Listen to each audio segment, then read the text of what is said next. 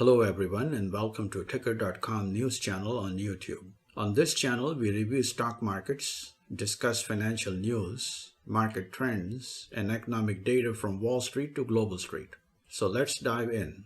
Key economic events of the week included inflation data in the US, China, and India, international trade balance from the euro area and China, and industrial production data in the euro area, and core machinery orders in Japan. In this slide, you can review all key economic data released last week from the US, EU, China, Japan, and India. Now we will focus on the US data. Consumer price inflation declined to 3% in June, and producer price index, a measure of wholesale inflation, fell to 0.1% in the month.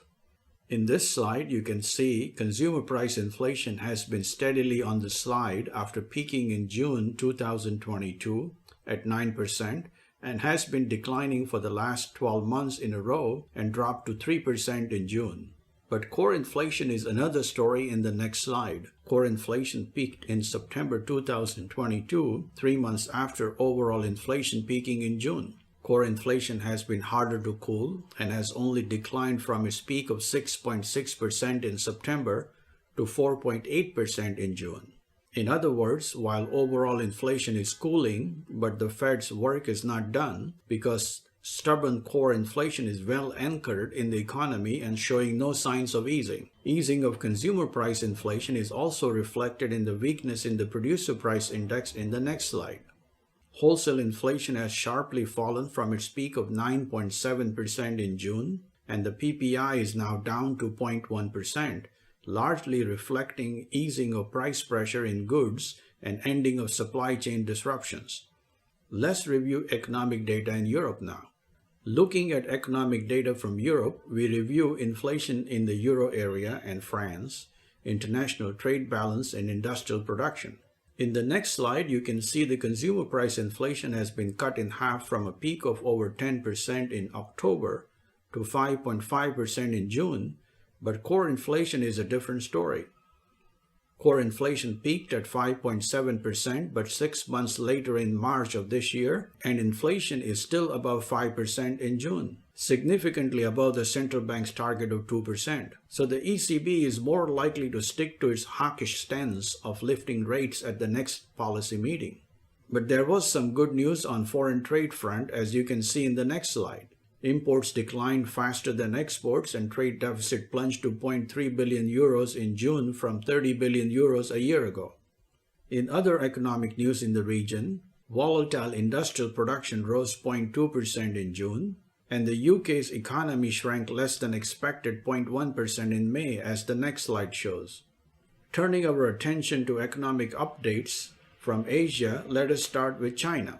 News on economy from China is not encouraging, and policymakers may face multiple challenges at the same time. Despite the ending of zero COVID measures, the rebound in consumer spending has been weak, compounded by weak demand growth in exports. This is clearly evident in the slow recovery in consumer spending, and consumer price inflation was flat in June. In the next slide, you can see wholesale price inflation declined for the 9th month in a row in June and fell by 5.4%, deeper in the negative territory. Reviewing international trade data, trade surplus rose in June to 70.6 billion. On this slide, you can see trade surplus has been volatile but still on the downward slide, and most economists are expecting surplus to drop below 50 billion a month in the third quarter. Next two slides will show changes in exports and imports. Exports declined for the second month in a row by 12.4% in June, and imports fell for the fourth month in a row by about 7%. Looking at inflation data in India, picture is better than in China. Inflation accelerated in June to 4.8%, but stayed within the Reserve Bank's upper target range, and wholesale price index declined for the third month in a row in June. So what this means for India is that on a relative basis, India's inflation is likely to cool, reflecting a fall in international price of oil, of which in turn is driven by the weakness in demand from China.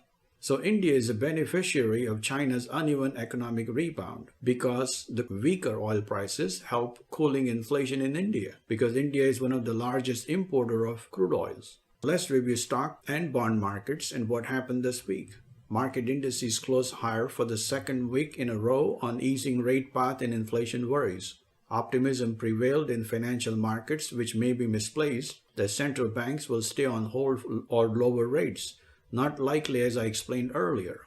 But three inflation reports this week, consumer inflation, wholesale inflation, and import price inflation in the US showed sharp declines when compared to pandemic-era highs in the previous year. US Treasury yields edged slightly lower for maturities shorter than 2 years after the release of inflation reports, and the yield on 2-year notes eased below 5%. The US dollar declined and the euro and the pound jumped to 16-month highs, and crude oil prices rose for the third week in a row on tighter supply conditions and supply disruption worries in Libya. This week, the S&P 500 and the Nasdaq indices closed at new highs in 2023. European markets jumped between 3% and 4%. Tech stocks surged the most in 6 months in China and Hong Kong, and India's indices closed at new record highs. On this slide, you can compare leading market indices' performance this week and in the year so far. All market indices are still up sharply in the year so far, barring the UK and Hong Kong. Let us review individual stocks. Big banks were in focus after Citigroup, Wells Fargo, JP Morgan, Chase, and BlackRock reported better than expected earnings. United Health Group also revised higher its annual earnings forecast.